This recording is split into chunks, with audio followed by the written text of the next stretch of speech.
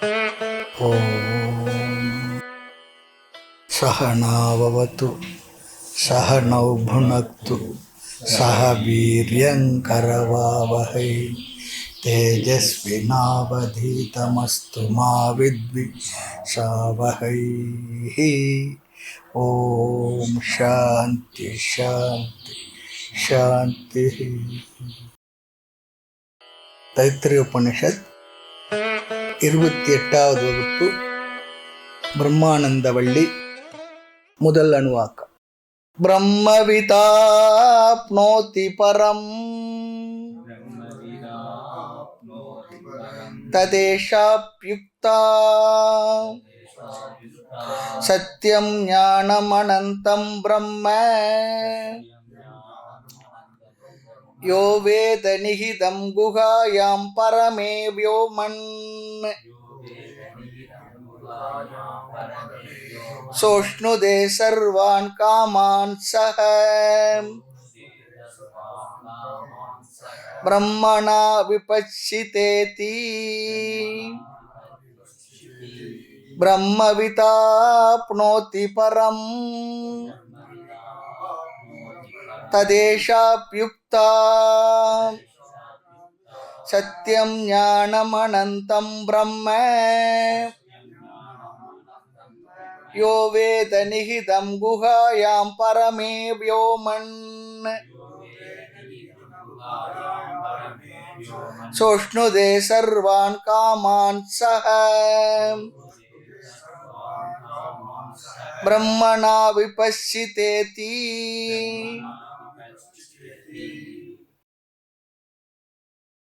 இந்த பிரம்மவல்லி அல்லது ஆனந்தவல்லி அல்லது பிரம்மானந்தவல்லி அப்படி சொல்லக்கூடிய இந்த பகுதியிலே 5 அணுவாக்கங்கள் இருக்கின்றது என்று பார்த்தோம். சம்பிரதாயத்தில் சில உரையாசிரியர்கள் இதை பிரம்மவல்லியை ஒரே அணுவாக்கமாக கருதுவதும் இருக்கின்றது. ஆனால் நாம் அங்கே கருத்தின் அடிப்படையில் தான் பிரித்து பார்த்துக்கிட்டு வரோம் இந்த அணுவாக்கங்களை. நமக்கு இங்கே கொடுக்கப்பட்டுள்ள புத்தகத்தில் 9 அணுவாக்கங்கள் கொடுக்கப்பட்டிருக்கும். அணுவாக்கத்தில் பிரித்து சொல்லப்பட்டிருக்கும்.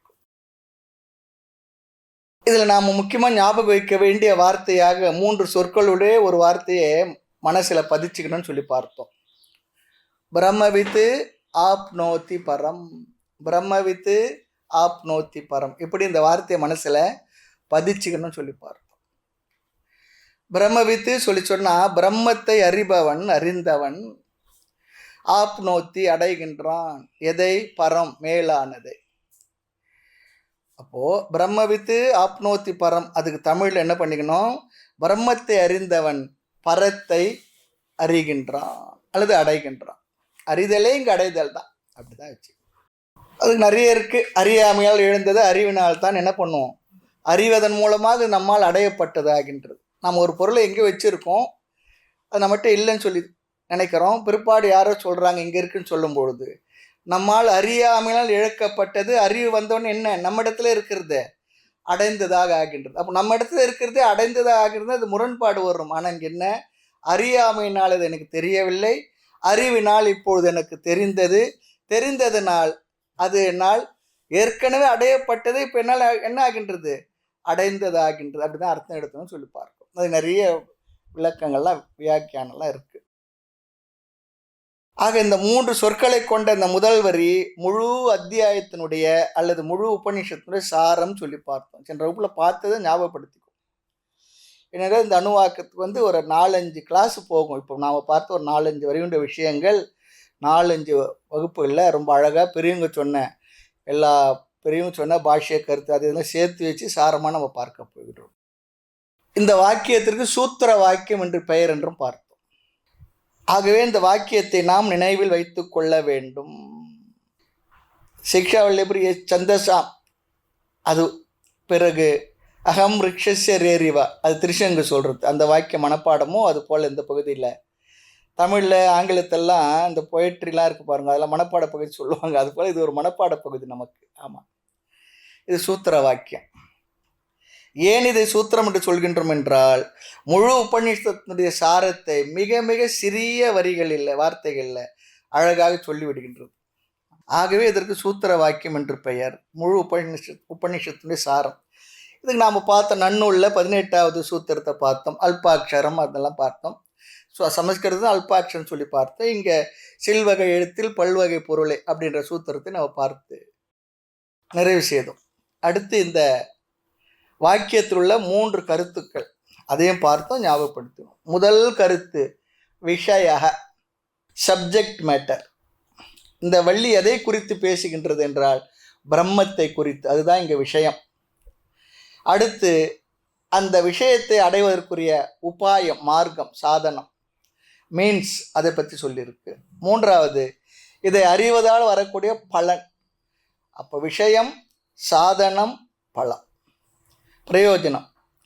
இந்த 3 கருத்துக்கள் இந்த சூத்திர வாக்கியத்தில் இருக்குது. எந்த சூத்திர வாக்கியம்? பிரம்மவித்து ஆப்னோத்தி பரம். இதில் 3 விஷயம் இருக்குது. அதனால தான் சூத்திர வாக்கியம் சொல்லி சொல்கிறோம். ஆக இந்த பிரம்ம என்பதை இந்த வள்ளியானது விசேஷமாக அறிமுகப்படுத்தி நமக்கு விளக்கம் கொடுக்கின்றது. வித்து என்பது சாதனமாக அறிமுகப்படுத்தப்படுகின்ற சொல்லி பார்த்தோம். ஆகவே இங்கே சாதனம் என்பது அறிதல், பலன் பரத்தை அடைதல், விஷயம் பிரம்ம. அடுத்து பிரம்ம என்ற வார்த்தைக்கு அர்த்தம் பார்த்தோம், பெரியது, பெரிய பொருள். பெரிய பொருள், அதை பெறவே வேண்டின்னு சொல்லி தாய்மன்னர் சொல்றது பெரிய பொருள். பெரியது சொல்லி சொல்லும் பொழுது அதோடு எந்த பொருளை கம்பேர் பண்ணி இதை விட பெரியதுன்னு சொல்லுவோம். நாம் புரிந்த பெரியதெல்லாம் ஏதோ ஒன்றோடு கம்பேர் பண்ணி என்ன பண்ணுவோம், அதை விட பெரியதுன்னு சொல்லி சொல்லுவோம். இங்கே பெரியது சொல்லி சொன்னால் எதை விட பெரியது, பெரியதற்கெல்லாம் பெரியது, அதுக்கு மேலே ஒரு பெரியது இல்லை. ஆக வரையறுக்கப்படாத பெரியது, இன்ஃபினிட்னு சொல்லி பார்த்தோம். இன்கம்பேரபிள், வரையறுத்து சொல்ல முடியாதது. மகதோ மகியான்னு சொல்கிறாரு பாருங்க, அவ்வளோ பெருசு. எனவே இங்கு பெரியது சொல்லி சொன்னால் வரையறுக்கப்படாத பெரியது, இன்ஃபினிட். அதுக்கு மேலே ஒன்று சொல்கிறதுக்கு எதுவுமே இருக்கவில்லை. நிரதிக்ஷயா விருத்தின்னு சொல்லி பார்த்தோம். வரையறைக்கு அப்பாற்பட்டது, நாட் லிமிட்டட் பை எனிதிங். எதோடும் வரையறுக்கப்படாத ஒன்று, அதுதான் பிரம்ம என்ற சொல்லுடைய அர்த்தம். பரம் என்றால் 3 பொருள் பார்த்தோம். இதெல்லாம் பார்த்த விஷயங்கள். பரம் சொல்லி சொன்ன, இங்கே பரக சொல்லி சொன்னா வேறு அல்லது அந்நியக அப்படி சொல்லி அர்த்தம், வேறு. இந்த அர்த்தம் இங்கே பொருந்தாது சொல்லி பார்த்தோம். அடுத்து பரம் என்றால் மேலானது. எதை விட மேலானது? அபராவித்யாவை விட மேலானது. அந்த அர்த்தம் இங்கே வராது. பரம் என்பதற்கு 3வது ஒரு பொருள் பார்த்தோம், பெரியது. இது ஒரு விதமான அட்ஜெக்டிவ் தான் சொல்லி பார்த்தோம். ஆக பரம் சொல்லி சொன்னா பக்கத்தில் ஒன்று இல்லாததனால் பெரியது. அதற்கு மேல் சொல்வதற்கு வார்த்தையும் இல்லை, பொருளும் இல்லை, அதுதான் பெருசு. ஆக இங்கு எப்படிப்பட்ட பெரியது என்றால் ஆச்சாரியர் ஆதிசங்கர் சொல்வார், பிரம்ம என்று அந்த வார்த்தைக்கு, அந்த பொருளுக்கு, பிரம்ம என்ற சப்தத்துக்கு, அந்த பெரியதற்கு பிரம்ம என்ற சப்தத்தை உபயோகப்படுத்துகின்றார். வரையறுக்கப்படாதது தான் நிறைவான அர்த்தம், இன்ஃபினிட். எனவே பிரம்மவித்து ஆப்னோத்தி பரம் என்று இங்கு பார்த்தா பிரம்மத்தை அறிபவன் பிரம்மத்தை அடைகின்றான். பிரம்மவேத பிரம்மைவ பவதி, ரொம்ப நல்ல ஒரு வார்த்தை, அடிக்கடி நம்ம கேள்விப்பட்டிருப்போம். பிரம்மவேத பிரம்மைவ பவதி, பிரம்மத்தை அறிபவன் பிரம்மத்தை அடைகின்றான். அறிவதனாலே இங்கு அடைகின்றான் அப்படி சொல்லி பார்த்தோம். அதை இங்கு ஆச்சாரியர் தன்னுடைய விளக்கத்தில் நமக்கு ஞாபகப்படுத்துகிறார். நம்ம சீக்ஷாவள்ளியும் பிரம்மவள்ளியும் பார்க்கறதுக்கு நடுவில் ஆச்சாரியர் தானாக ஒரு கருத்தை எடுத்துக்கொண்டு ஒரு விசாரம் பண்ணார் சொல்லி பார்த்தோம். அதையும் கூட நம்ம பார்த்து இருக்கின்றோம். ஆக பரம் என்ற சொல்லுக்கு பொருள் பிரம்ம. காரணம், பிரம்மத்தை அறிந்து வேற எதையாவது அடைய முடியுமா சொல்லி சொன்ன, எதை அறிகிறோமோ அதை தான் அடைவோம். ஆக பிரம்மத்தை அறிபவன் பிரம்மத்தையே அடைகின்றான். இங்க ஒரு சந்தேகத்தை நம்ம ரேஸ் பண்ணோம். முதல் சந்தேகம், ஒரு கிராமத்துக்கு போனோம்னு சொல்லி சொன்னால் அதுக்கு அந்த கிராமத்துக்கு போகக்கூடிய மார்க்கத்தை அறிந்தவன் அந்த கிராமத்தை அடைவான் என்று நம்ம சொல்றோம். இரண்டாவது, அந்த கிராமம் வரையறைக்கு உட்பட்டதாக இருப்பதனால் அதற்கு மார்க்கம் இருக்கு. அந்த கிராமத்தை வெளியே நான் இருக்கேன், அந்த கிராமம் தனியா இருக்கு, அந்த மார்க்கத்தின் வழியா சென்று அடையலாம். ஆனால் பிரம்மத்தினுடைய லட்சணம் என்ன? பெரியது, வரையறைக்கு அப்பாற்பட்டது. அப்படிப்பட்ட ஒன்றை ஓரிடத்தில் சென்று அடைய முடியுமா? ஆகாசம் இருக்கு, ஆகாசத்தை அடையிறேன்னு சொல்லி சொன்னா என்ன சொல்லுவோம்? விவரம் அறிஞ்சவங்க மனசுக்குள்ள சிரிச்சுக்கும். ஏனென்றா நாம எங்க இருக்கிறோமோ அங்க ஆகாசம். ஆகாசத்தை போய் அடைய முடியுமா? ஆகாசத்து வெளியே என்ன இருக்கு? என்ன இருக்கும்? ஆகாசம் தான் இருக்கும். அது தெரியலன்னா இங்க ஆகாசம் இருக்குன்னு அர்த்தம். ஆகாசத்தால் தான் நம்ம இருக்கும். ஆகாசத்தை போய் அடைய முடியாது. ஆக அறிவதனால் தான் அடைய முடியும். ஆக பெரிய வஸ்துவான பிரம்மத்தை அறிபவன் பிரம்மத்தை அடைகின்றான். இதுதான் சூத்திர வாக்கியம். இங்கு பேசப்படுகின்ற பொருள் என்ன? பிரம்ம. சாதனம் என்ன? அறிதல். அதன் பலன் என்ன? எந்த பிரம்மம் பேசப்பட்டதோ அதை அடைவது தான் பலம். இந்த விஷயங்கள்லாம் அப்படியே ரொம்ப சுருக்கமாக நம்ம பார்த்துருக்குறோம். அதெல்லாம் மனதில் அப்படியே வச்சுக்கணும். அடுத்த கேள்வி, உபனிஷத் ஏன் இப்படி பேச வேண்டும்? ஏன் பலனை சொல்ல வேண்டும்? எந்த ஒரு விஷயத்தை ஆரம்பித்தாலும் பலன் தெரிந்தால்தான் நாம் அதில் ஈடுபடுவோம். அதுபோல சாஸ்திரத்துக்குள் நாம் பிரவேசம் செய்ய வேண்டும் என்றால் ஒரு பயன் இருந்தால்தான் அதற்குள் நாம் செல்லுவோம். பயன் இல்லாமல் எந்த ஒரு செயலும் நடக்காது. ஆக பலனை முதலில் சொல்ல வேண்டும். அந்த பிரயோஜனத்தை ஞானத்தோடு சம்பந்தப்படுத்தவும் வேண்டும். ஆகவே ஞானத்தோடு சம்பந்தப்படுத்தி அறிவதால் இதை அடைகின்றான். அதுதான் பலன். அறிவதனால் அவர் தன் பலன் என்ன? அந்த பிரம்மத்தை அடைகின்றான். இப்படி உனக்கு பலன் கிடைக்க வேண்டும் சொன்னால்தான் இதன் மூலமாக எனக்கு இந்த பலன் கிடைக்கும் என்று சாஸ்திர படிப்புக்குள்ளே செல்வோம். ஆக இந்த சூத்திர வாக்கியம் 2 காரியத்தை செய்திருக்கின்றது என்றும் பார்த்தோம். இதெல்லாம் நேற்றைய வகுப்புல இதுக்கு முன்ன வகுப்புல பார்த்து முடித்த கருத்துக்கள். ஒன்று, முழு உபனிஷத்திற்கு சாரமாகவும் இருக்கின்றது சூத்திர வாக்கியம். இரண்டாவது, சம்பந்த ஞானத்தை நமக்கு கொடுக்கின்றது சொல்லி பார்த்தோம். சம்பந்தம் என்பது அறிவதற்கும் அடைவதற்கு என்ன சம்பந்தம்? அந்த சம்பந்தத்தை சொல்லுகின்ற சம்பந்த ஞானம் என்றால் எதனோடு சம்பந்தம்? ஞான சம்பந்தர் சொல்றோம் பாருங்க. இங்க சம்பந்தம் சொல்லணும், சம்பந்தம் சொல்லக்கூடாது, சம்பந்தின்னு சொல்லக்கூடாது. ஒருவேளை அவர் அப்படி இருப்பாராக்கா, அது வேற. ஆமா, ஞான சம்பந்தர், ஞானத்தோடு சம்பந்தப்பட்டவர், சம்பந்தம். ஆமா, அறிபவன் எதை அறிகின்றானோ அதை அடைகின்றான். இதிலிருந்து ஞானத்தினால், ஞானம் என்ற மார்க்கத்தினால் பிரம்ம பிராப்தி. அந்த பிரம்ம பிராப்தியை தான் வேறொரு வார்த்தையில் சொன்னா மோக்ஷம். எனவே ஞானம் என்பது சாதனம், சாத்தியம் என்பது பிரம்மம் அல்லது மோட்சம் என்று சொல்லி ஞானத்திற்கும் மோட்சத்திற்கும் சாதன சாத்திய சம்பந்தத்தை உபனிஷத் அறிமுகப்படுத்துகின்றது. ஞானத்தினால் பிரம்மத்தை பற்றி அறிவிற்கும் பிரம்மத்திற்கு என்ன சம்பந்தம் என்றால் பிரம்ம ஞானத்தினால் பிரம்மத்தை அடைதல். அல்லது சுருக்கமாக சொல்லணும்னு சொன்னா பிரம்ம ஞானம் சாதனம், சாத்தியம் அல்லது லட்சியம் மோட்சம்.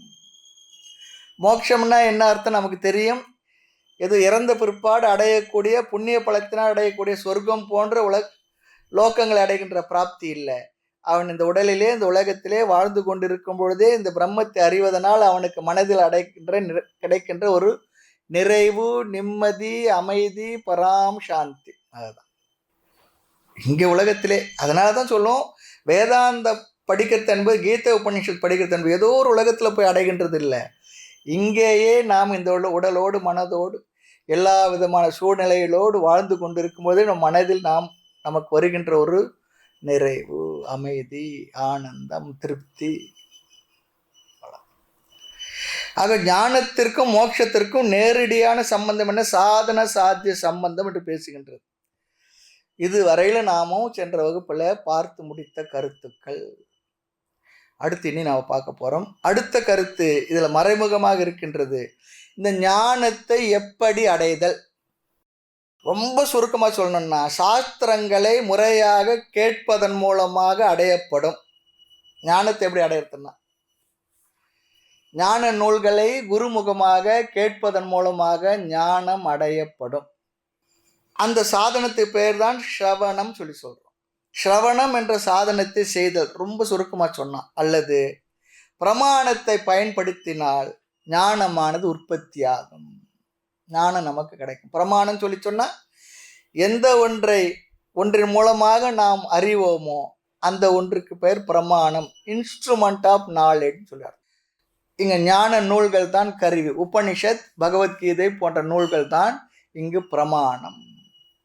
பிரமாணத்துக்கு சரி, அனதிகத, ஆபாதித, அர்த்தவத்து, ஞானகரணம், பிரமாணம், அதெல்லாம் நம்ம பார்த்துருக்கின்றோம். ஆக இந்த சாதன சாத்திய சம்பந்தம் இங்கு சொல்லப்பட்டிருக்கிறது. முதல்ல ஸ்ரவணம் என்பது சாதனம், அதனுடைய சாத்தியம் ஞானம். சாஸ்திரத்தை, உபனிஷத்தை கேட்டல், விசாரம் செய்தல் என்பது அந்த சாதனம். அதுக்கு எங்கே போகணும்? முறையான சாஸ்திர விஷயங்கள் உபதேசிக்கப்படுகின்ற இடத்துல சென்று நாம் கேட்டால் இது கிடைக்கும். அப்போ எங்கே சாமி போய் கேட்கணும்னா, இப்போ நம்ம என்ன செய்கிறோமோ இதுதான் அதுவும் தெரியணும். இப்போ என்ன பண்ணிக்கிட்டு இருக்கிறோமோ இதுதான் ஸ்ரவணம். அந்த சாதனத்தை பயன்படுத்தினால், பின்பற்றினால் சாத்தியம் ஞானம். பிறகு ஞானம் என்ற சாதனத்தை கொண்டு அடைகின்ற சாத்தியம் என்ன? மோட்சம். இந்த சம்பந்தமானது இந்த முதல் பகுதியில் நன்கு அழகாக சொல்லப்படுகின்றது. அதனால தான் சொல்லுவாங்க, சித்தாந்தம் ஞான சம்பந்தம் ஸ்ரோத்தும் ஸ்ரோதா பிரவர்த்ததே. சித்தாந்தம் என்றால் முடிவு செய்யப்பட்ட கருத்துக்கள், அதனுடைய பிரயோஜனம். ஸ்ரோதா என்றால் கேட்பவன், ஸ்ரோத்தும் என்றால் கேட்க முயற்சி செய்பவன், கேட்பதற்கு பிரவர்த்தி செய்பவன், முயற்சி செய்து கொண்டுள்ளவன். ஆகவே தான் படிக்க ஆரம்பித்ததும் சாஸ்திரம்தான் நான் படிக்க வேண்டும் என்று மனதில் ஒரு பிரவிற்த்தி வரணுமா. எது படித்தாலும் சாஸ்திரமானது என்னால் கேட்கப்பட வேண்டுங்க. ஸ்ரவணம் சொல்லிச்சுன்னா கேட்டல் தான் சொல்லியிருக்கு, படின்னு சொல்லலை. கேட்டல் சொன்னால் அதை சொல்கிறதுக்கு ஒருத்தர் இருக்கணும். நீயே படி சொல்லலை. நாமே படித்தா என்ன ஆகும்னு சொன்னா தகராறு. நமக்கு எந்த அளவிற்கு நம்முடைய அறிவினுடைய உயர்வு இருக்கின்றதோ அந்த லெவலுக்கு தான் அதையும் புரிஞ்சுக்கும். அதுக்கு மேல் சென்று புரிய மாட்டோம். ஆகவே அதை நன்கு புரிந்த ஒருவர் மூலமாக நாம் கேட்டு தெரிந்து கொள்ள வேண்டும்.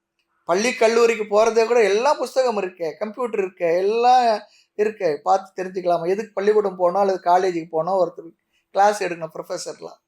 நம்முடைய அறிவு எந்த லெவலில் இருக்குது அந்த லெவலுக்கு மேலே நம்மளால் தெரிந்துக்க முடியாது. அதற்காக நம்மை விட அந்த அறிவில் மேம்பட்டவரிடத்தில் சென்று அந்த அறிவை நாம் பெற வேண்டும். அதுதான். அதுபோல் இந்த இடத்துலையும் ஞான தெளிவுள்ள சம்பிரதாயமான குருமார்களிடத்தில் சென்று அமர்ந்து முறையாக செய்கின்ற ஒரு சாதனத்துக்கு பெயர் தான் ஸ்ரவணம், கேட்டல். அந்த எண்ணம் நமக்கு வரணுமா? போய் கேட்கணும். அது எப்பொழுது வரும்? சித்தாந்தம் ஞான சம்பந்தம் சொல்லிடுறார். கேட்கும் அறிவால் இப்படிப்பட்ட பலன் வரும் என்று அவருக்கு சொன்னால்தான் அவர் கேட்கணுன்ற ஆர்வமே வரும். அப்பா இதை போய் கேட்டா, இந்த இடத்துக்கு போப்பா, இந்த பிரயோஜனம் இருக்குன்னா என்ன பண்ணுவோம்? அங்கே போய் இருந்து காத்திருந்து அந்த பிரயோஜனத்தை பெற்று வரும், இல்லைன்னா போக மாட்டோம். ஆக சாஸ்திராத்தவ் தேன வக்தவ்ய. ஆமாம், சாஸ்திராத்தவ் சொன்னா சாஸ்திரத்தின் முதலில் தேன ஹேதோகோ வக்தவ்ய, அதனால் சொல்லப்பட வேண்டும். எதை? சம்பந்த பிரயோஜனம். சம்பந்தக ச பிரயோஜனம், சம்பந்தமும் பிரயோஜனமும் சொல்லப்பட வேண்டும் சொல்லி சாஸ்திரமானது சொல்லுகின்ற. ரொம்ப அழகா சிஸ்டமேட்டிக்கா முறையா படிப்படியா நமக்கு சொல்லி கொடுக்குறாங்க. இல்லை என்றால் நாம் இங்கே கேள்வி கேட்போம், மோட்சத்தை அடைவதற்கு விசாரம் செய்வதற்கு என்ன சம்பந்தம் சொல்லி கேட்போம். முதலே சொல்லிட்டா ஆமா அப்படி சொல்லி கேட்க. எனவே விசாரம் செய்தால் ஞானம் கிடைக்கும், ஞானத்தினால் இந்த பிரம்மன் அடையப்படும். இதுல ஒரு உதாரணம் சொல்லலாம். ஒருத்தர் இடத்துல கேட்டாராம், எப்பா நீங்கள் கேட்டிருப்பீங்கன்னு நினைக்கிறேன் ஏற்கனவே, உனக்கு காது இல்லைன்னா என்ன கஷ்டம் வருங்க? என்னால் படிக்க முடியாது. மறுபடியும் கேட்டேன், எப்போ காது இல்லைன்னா உனக்கு என்ன கஷ்டம் வரும்? என்னால் படிக்க முடியாது. கேட்டவர் 2-3 தடவை கேட்டவுடனே கொஞ்சம் சவுண்டாக கேட்டாரா, ஏப்பா நான் கேட்கறதுக்கு கொஞ்சம் கேட்டுட்டு புரிஞ்சுக்கிட்டு சொல்லு, காது இல்லைன்னா உனக்கு என்ன கஷ்டம் வரும்? படிக்க முடியாது சொன்னான். சரி, அவன் ஏதோ 3 தடவை கேட்டு சொல்கிறாருன்னா ஏதோ ஒரு அர்த்தம் இருக்குன்னு. எப்படி சொல்கிறேன்னா, காது இல்லைன்னா கண்ணாடி போட முடியாது, கண்ணாடி போடலன்னா படிக்க முடியாது. இப்போ இது சம்மந்தம் நமக்கு புரிஞ்சுதான் எடுத்த உடனே? இல்லை இல்லையா? இந்த ரொம்ப நாளைக்கு முன்னே, அது இருக்கும் 10-20-30 வருஷத்துக்கு முன்னே, அந்த மவுண்ட் ரோட்டில் ஒரு பெரிய ஒரு அட்வர்டைஸ்மெண்ட். அதில் ஒரு ஃபெரோஷியஸ் டாக் ஒன்று அப்படியே இருக்குது. அது கிட்ட ஒரு பூனை ரொம்ப குட்டியோண்டு, அது இப்படியே அதை தைரியமாக அப்படி பார்த்துட்டு உட்காந்துருக்கு. நான் என் பூனை ஃப்ரெண்டுங்களா உட்காந்து, அது கீழே ஒரு வார்த்தை இருந்து, the power of the knowledge, அறிவனுடைய பிரயோஜனம் அல்லது ஆற்றல். அந்த பூனைக்கு தெரியுதான். அந்த நாயை பக்கத்தில் அப்போ தான் சொல்கிறோம், ஒரு கம்பம் இருக்குது, அதில் கட்டி போட்டிருக்கு. அந்த நாய் எவ்வளோ தூரம் ஓடி வந்தாலும் அதனுடைய எல்லை ஒரு எல்லை தான். அந்த எல்லையை புரிந்து கொண்டு பூனையானு ரொம்ப தைரியமாக உட்காந்து அதை பார்த்துக்கிட்டு இருக்கான். அதுக்கு அர்த்தம் என்னென்னா, அது புரிஞ்சிருக்கு, என்ன வந்தால் நம்மளை அது பிடிக்க முடியாது, கடிக்க முடியாது. அது அதனால சம்பந்தம் பாருங்க, சம்பந்தம் எப்படி சொல்கிறோம். ஆக இந்த கருத்து நமக்கு எப்படி கிடைக்கின்றது என்றால், பிரம்மவித்து பரம் ஆப்னோத்தி, பிரம்மத்தை அறிந்தவன் பிரம்மத்தை அடைகின்றான் என்று இங்கு கிடைக்கின்றது. இத்துடன் சூத்திர வாக்கியத்திற்கு விளக்கம் நிறைவு பெற்றது. இனி அடுத்த பகுதிக்கு போனோம். ததேஷா யுக்தா அந்த வார்த்தைக்கு. அதுக்கு போகிறதுக்கு முன்னே இந்த சூத்திர வாக்கியத்தை கேட்டவுடன் நமக்கு 3 சந்தேகம் வரலாம்.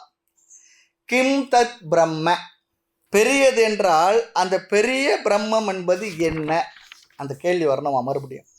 பிரம்ம என்ற வார்த்தை இருக்க, அதன் விளக்கத்தை பார்க்கவில்லை என்றால், இது வரைக்கும் பார்க்கல, அந்த வார்த்தையே கேட்டிருக்கோம், அதுக்கு நேரடியான அர்த்தத்தை தான் பார்த்துருக்கோம், விளக்கத்தை கேட்கல.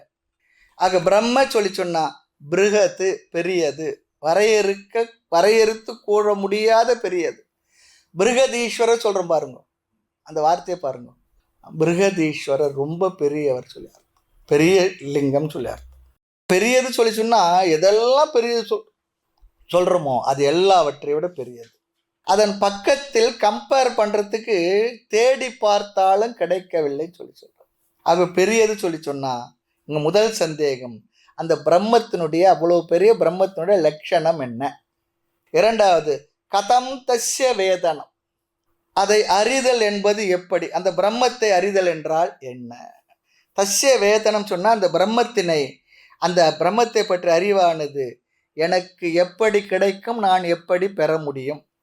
ஹவு டு நோ, கதம் தஸ்ய வேதனம், அதை எங்கே தெரிந்து கொள்வது? அதுக்கு தான் வார்த்தை யோ வேதம் நிகிதம் குகாயா.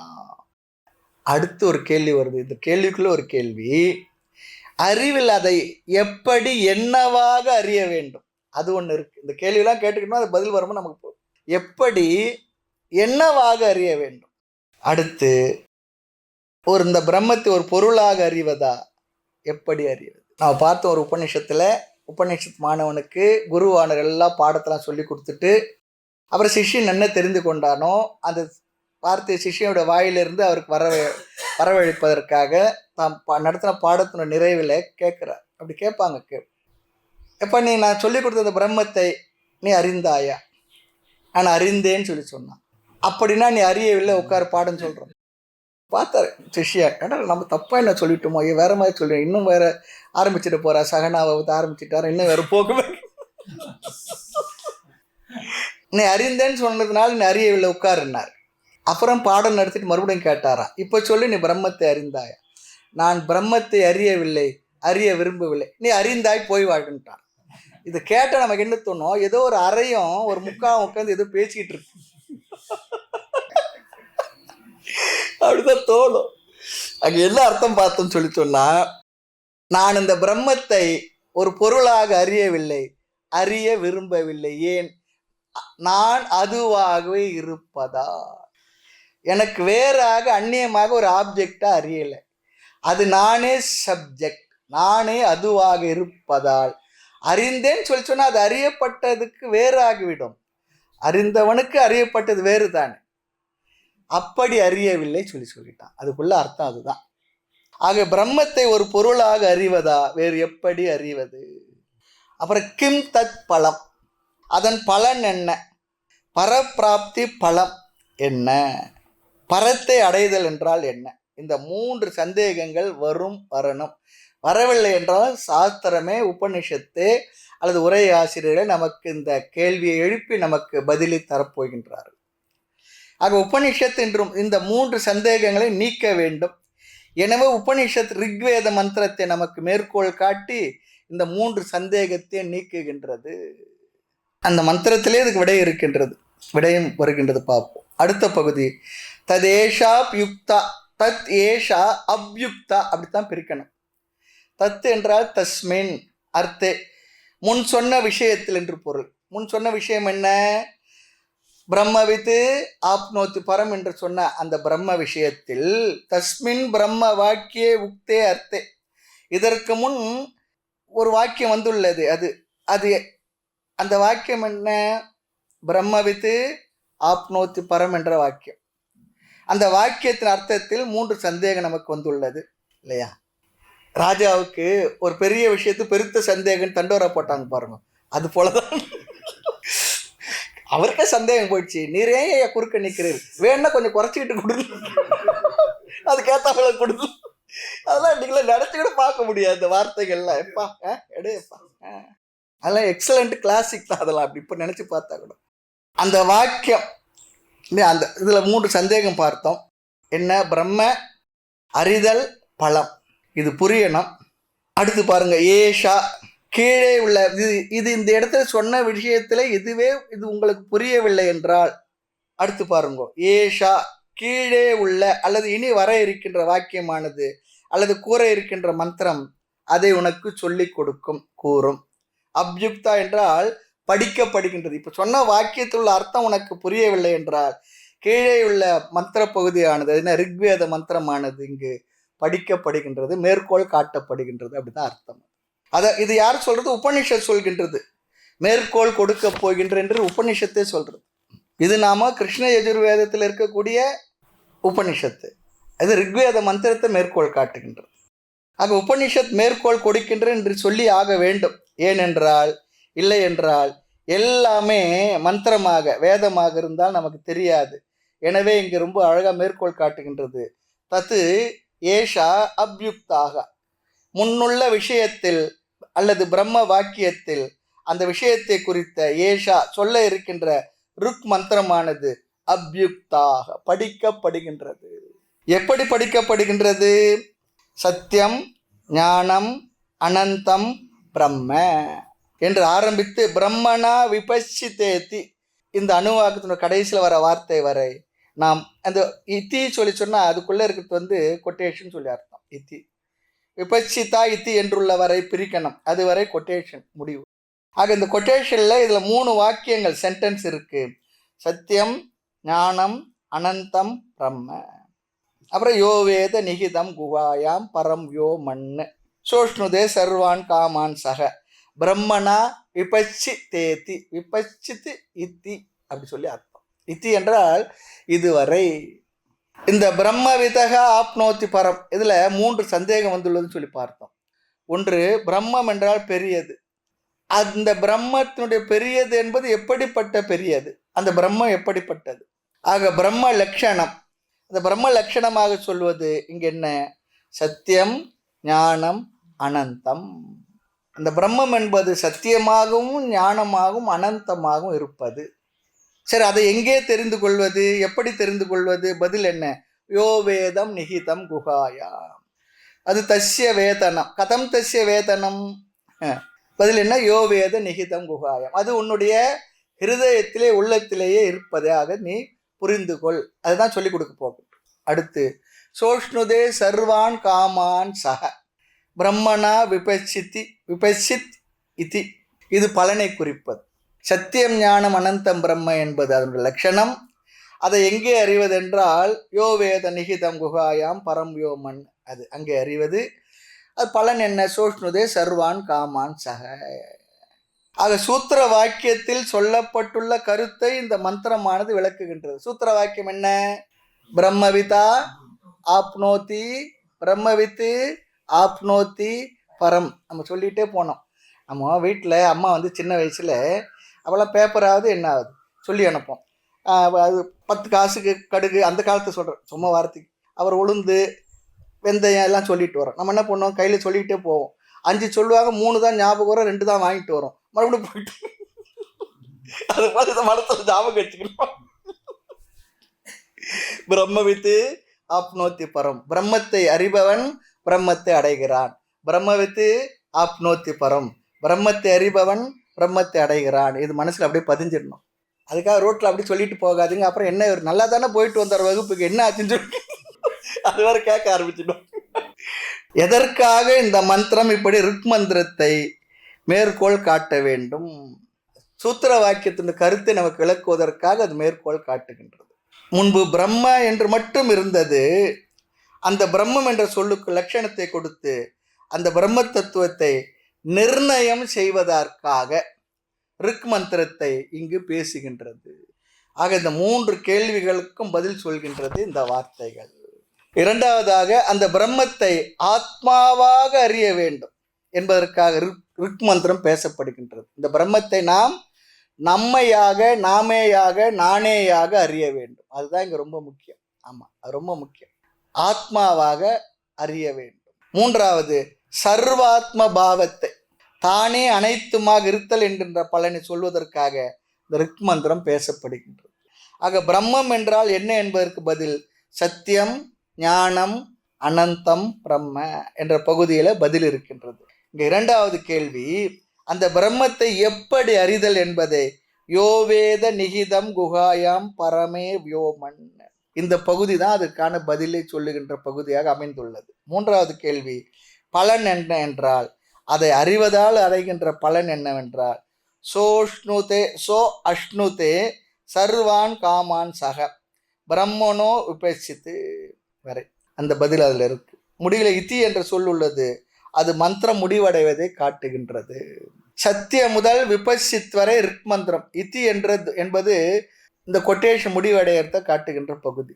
இதற்கு பின் உள்ள பகுதி மீண்டும் தைத்திரிய உபநிஷத்தினுடைய பிராமண பாகம் சொல்லுவாங்க.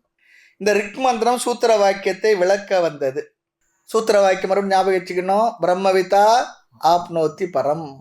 ஒரு வாக்கியம் சுருக்கமாக சொல்லப்பட்டு அதன் விளக்கமும் சுருக்கமாக சொல்லப்பட்டால் அந்த விளக்கத்திற்கு விருத்தியுரைன்னு சொல்லி பேர். நம்ம பார்க்க நிறைய தமிழ் நூல்களை விருத்தியுரை சொல்லுவாங்க. ஒரு விஷயம் சுருக்கமாக சொல்லப்பட்டு அதற்கு விளக்கமும் சுருக்கமாக அமைந்தால் அதுக்கு பேர் தான் விருத்தியுரை. ஆமாம், விருத்தியுரை. விருத்தி என்றால் சுருக்கமாக விளக்குதல். ஆக எந்த ஒரு சூத்திர வாக்கியத்தை எடுத்துக்கொண்டு அதற்கு மிக சுருக்கமாக விளக்கம் சொன்னால் அந்த பகுதிக்கு, அந்த வாக்கியத்திற்கு விருத்தி வாக்கியம் சொல்லி பெயர். இப்போ சூத்திர வாக்கியம் சொன்னோம், இப்போ விருத்தி வாக்கியம் சொன்னோம். ரொம்ப ரொம்ப சுருக்கமாக சொன்னால் சூத்திர வாக்கியம், அந்த சூத்திர வாக்கியத்தை விளக்கம் அதுவும் சுருக்கமாகிற அதுக்கு பெயர் விருத்தி வாக்கியம். அதெல்லாம் இந்த உபநிஷத் படிக்கும் பொழுது சில விஷயங்கள் டெக்னிக்கலாக தெரிஞ்சுக்கிற சில வார்த்தைகள், விஷயங்கள், அமைப்பு முறை.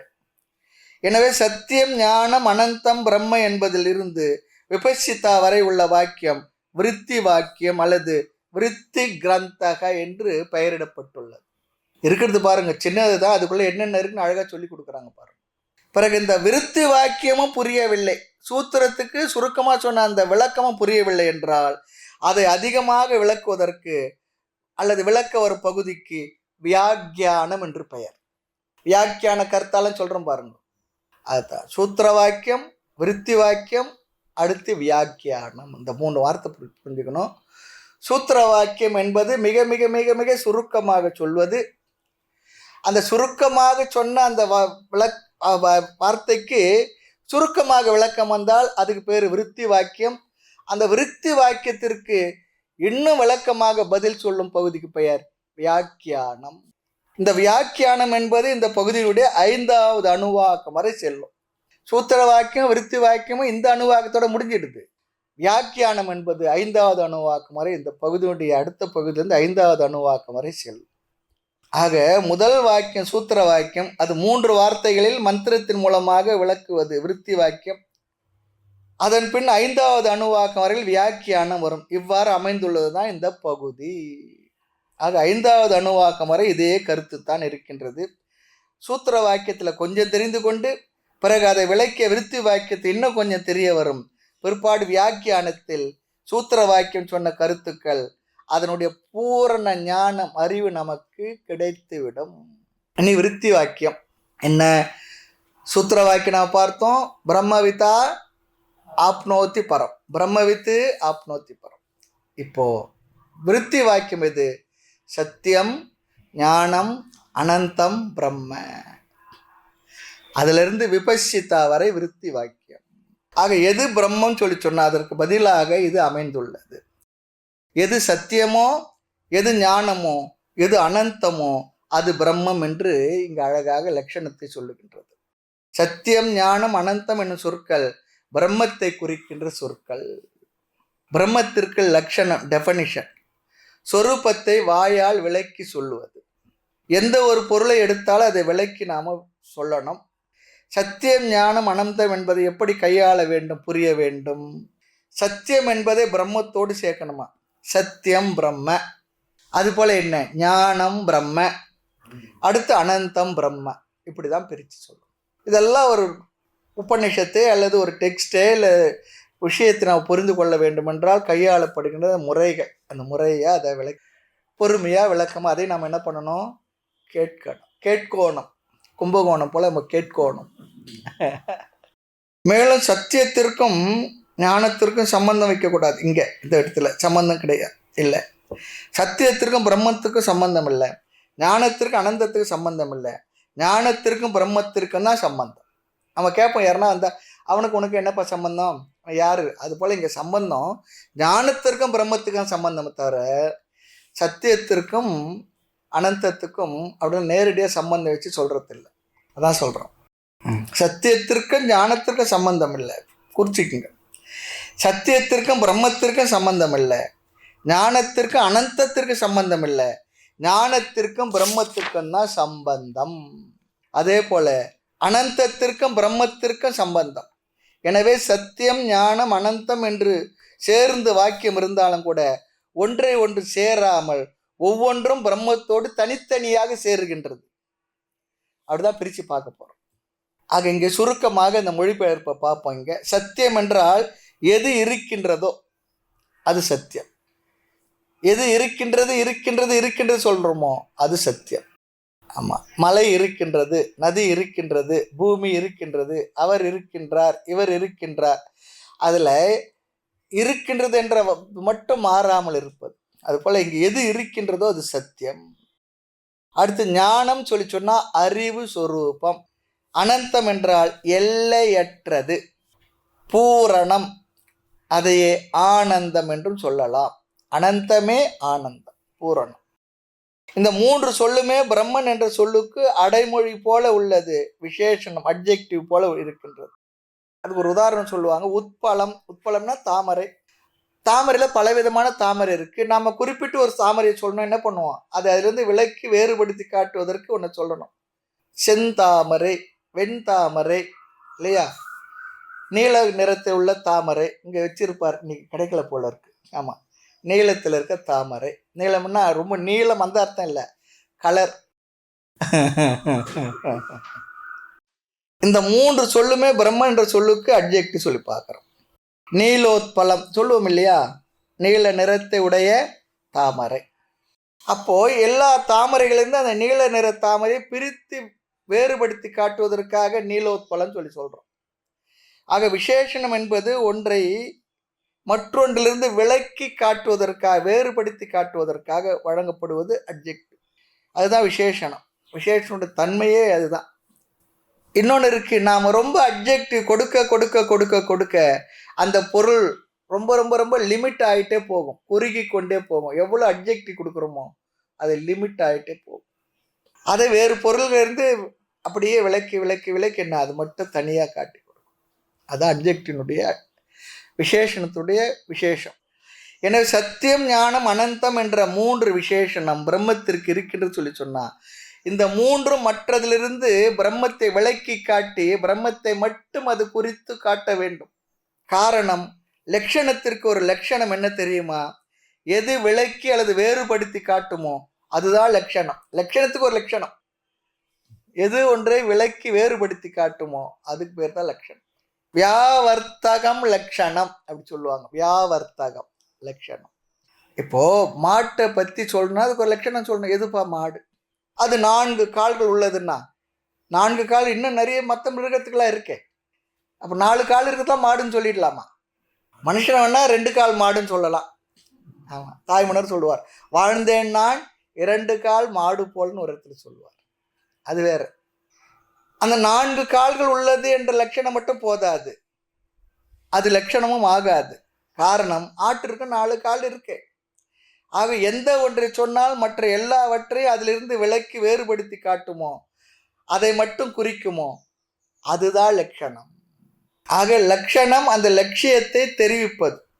அதே போல விசேஷனம் என்பதில் மற்றதிலிருந்து ஒன்றை விலக்கி காட்டுவதற்கு பேர் தான் விசேஷனம், அட்ஜெக்டிவ். ஆக லட்சணம் விசேஷனம் இரண்டும் ஒன்றை ஒன்றிலிருந்து பிரித்து காட்டுவதற்கு பயன்படுகின்ற விஷயம். இங்க சத்திய ஞானம் அனந்தம் பிரம்ம என்பதை லட்சணமா எடுத்துக்கிட்டோமா, விசேஷணமா அப்ஜெக்டிவா எடுத்துக்கணுமா? அது ஒரு ரொம்ப அழகா சொல்லிதான் இது கொஞ்சம் அப்படி சொல்லி நமக்கு புரிய வைக்க போறாங்க. கொஞ்சம் கவனமா கேட்டுக்கும். ஆனால் இது ரெண்டுக்கு வேறுபாடு இருக்கு. எதுக்கு? லட்சணத்துக்கும் விசேஷணத்துக்கும் வேறுபாடு இருக்கு.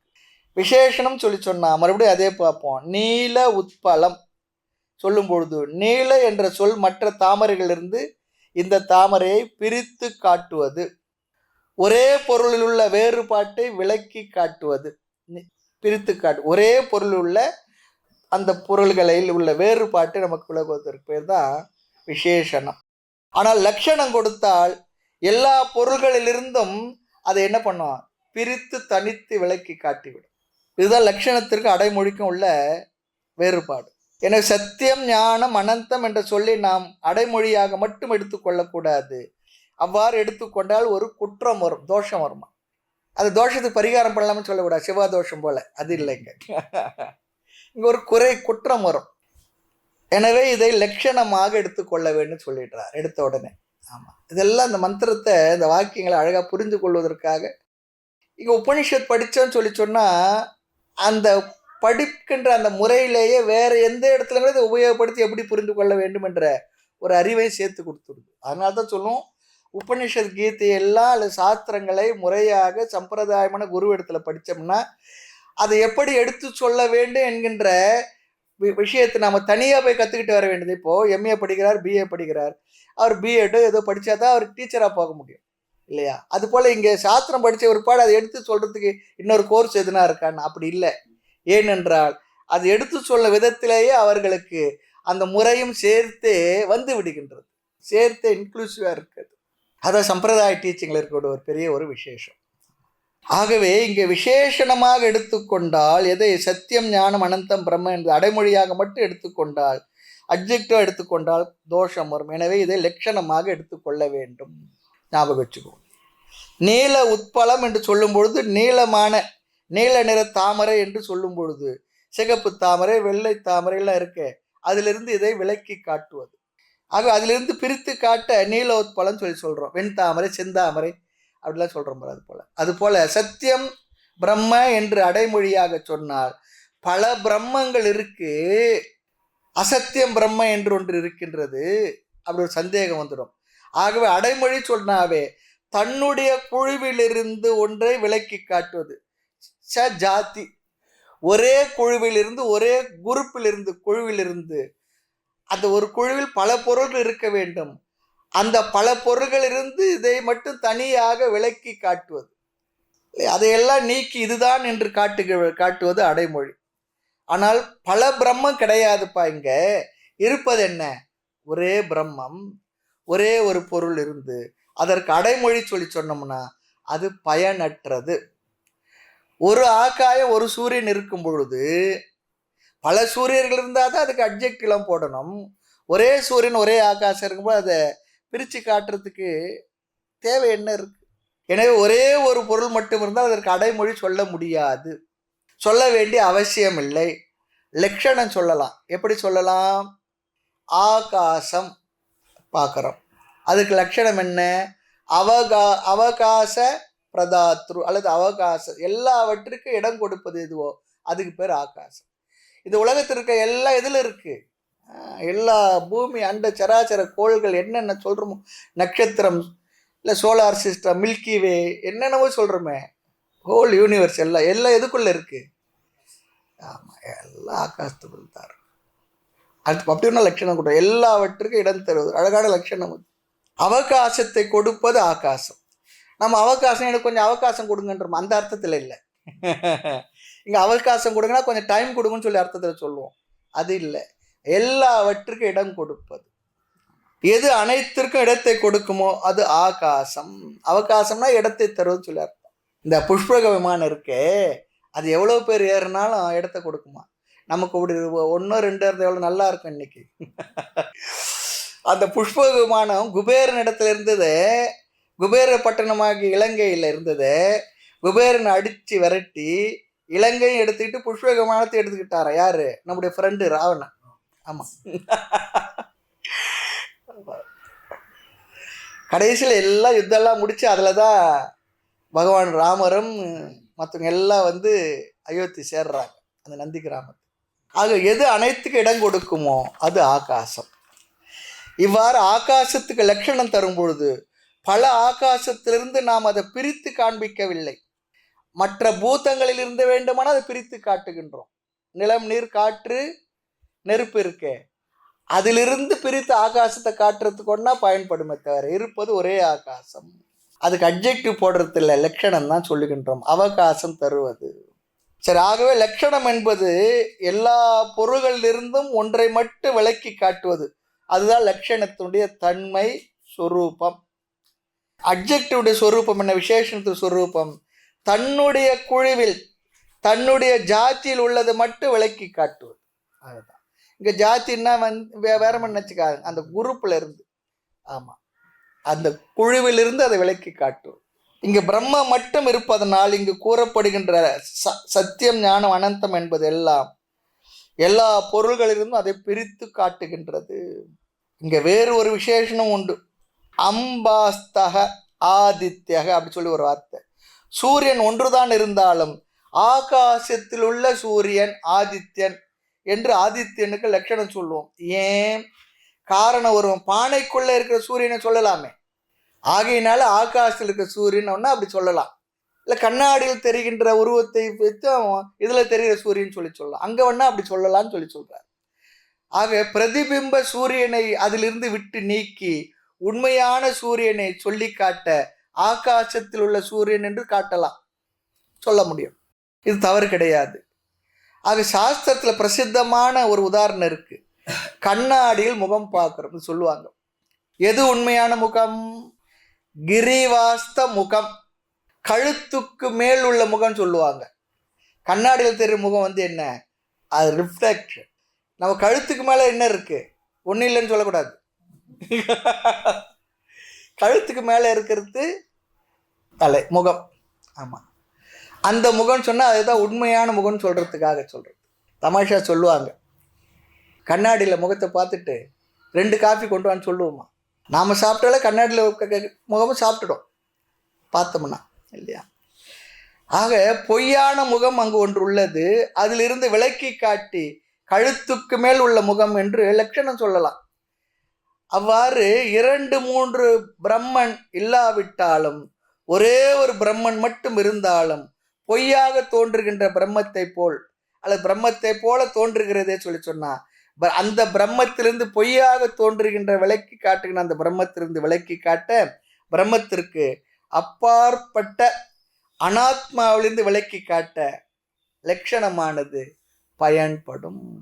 ஆகவே இந்த விசாரத்தினுடைய சாரம் என்ன? சத்தியம், ஞானம், அனந்தம் என்கின்ற சொல்லை ஒரு அட்ஜெக்டிவாக எடுத்துக்கொள்ளாமல் லட்சணமாக எடுத்துக்கொள்ள வேண்டும். அவனும் விஷயத்துக்குள்ளே போகலை, அதை எப்படி பொருள்படுத்துகிற என்பதற்கு இவ்வளோ விஷயங்கள் சொல்கிறான். அதனால தான் சாமி இதெல்லாம் ரொம்ப இப்படிலாம் படித்து ஞானத்தை அடையணும். அதனால அந்த ஞானமே வேண்டான்னு விட்டுட்டேன். இப்படிலாம் சொல்லி தெரிஞ்சுது. என்னோ போனோமா, சாமியை பார்த்தோமா, ஏதோ நமஸ்காரம் பண்ணோமா, கொஞ்ச நேரம் உட்காந்துருந்தோமா, வந்தோமா, போனோமா இல்லாமல் இதெல்லாம் என்னது? இதெல்லாம் என்னவோ சொல்லுது. ஆக இது அட்ஜெக்டிவாக எடுத்துக்கொண்டால் தன்னுடைய ஜாத்தியிலிருந்து தான் விளக்கி காட்டும் விசேஷம். ஆனால் பிரம்மத்திற்கு ஜாதி இல்லை. வேறொன்று பிரம்மத்தை போல இன்னொன்று இல்லை, பல பிரம்மங்கள் இல்லை. ஆகவே அதிலிருந்து விளக்கி காட்டுவதற்கு அட்ஜெக்டிவ் இங்கு பயன்படாது. ஆமாம். ஆக இந்த 3 சொற்களும் பிரம்மனுடைய சொரூபம். இந்த 3 பதம் பிரம்மத்தை குறிக்கின்ற லட்சண வாக்கியம். ஆமாம், என்ன 3 வாக்கியம்? சத்தியம், ஞானம், அனந்தம் என்பது பிரம்மத்தினுடைய லட்சணத்தை குறிக்கின்ற சொற்கள், சப்தங்கள்.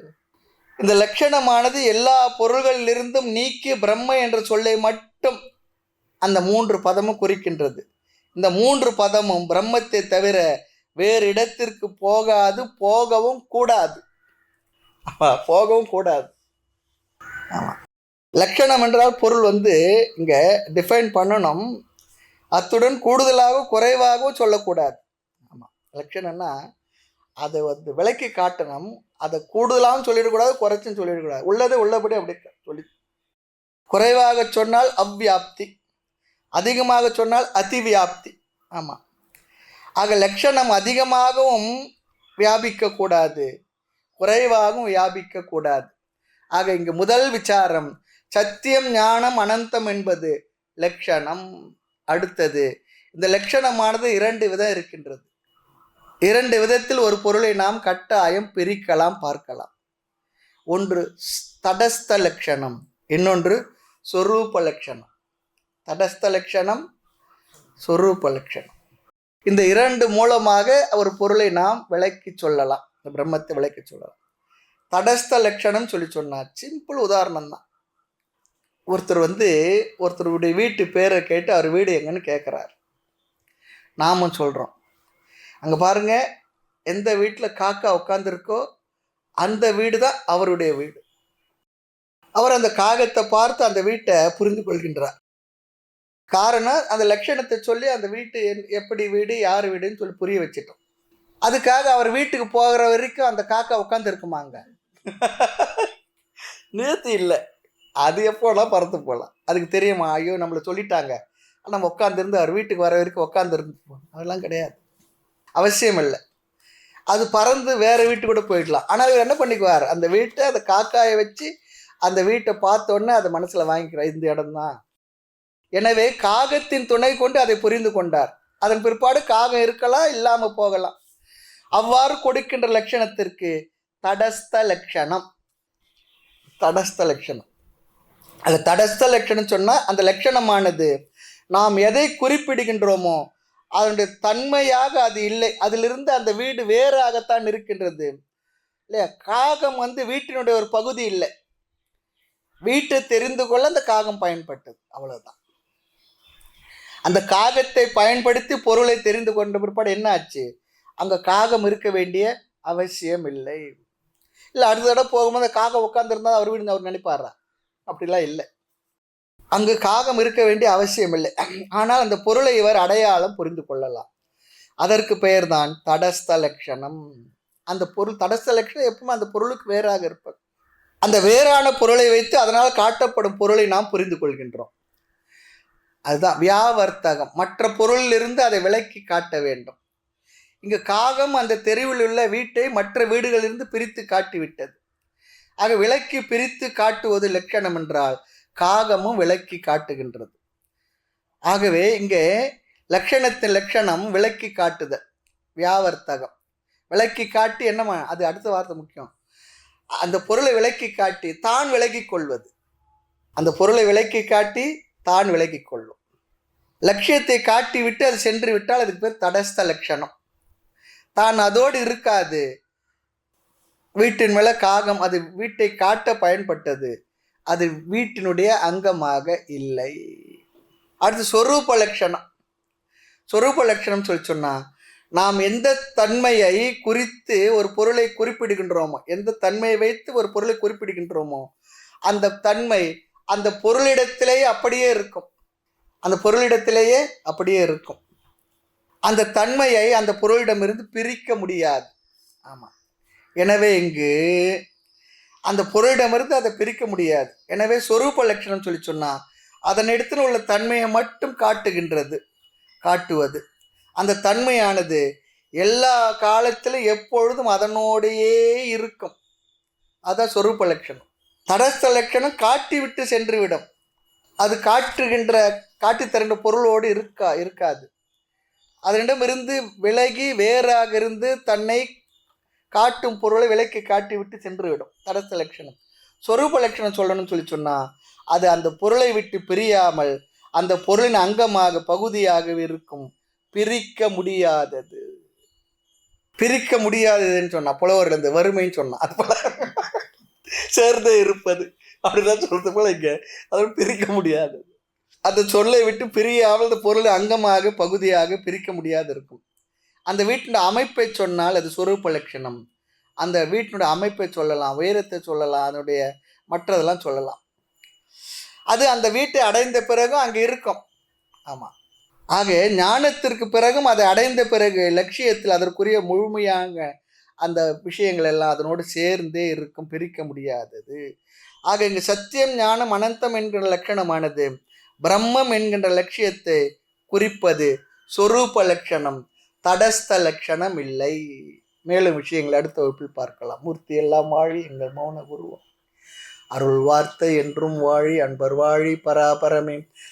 ஓம் பூர்ணமத பூர்ணமிதம் பூர்ணாத் பூர்ணமுதச்யதே பூர்ணஸ்ய பூர்ணமாதாய பூர்ணமேவாவசிஷ்யதே.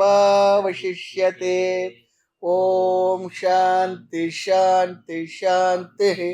ஹரி ஓம். ஸ்ரீ குருப்யோ நமஹ. ஹரி ஓம்.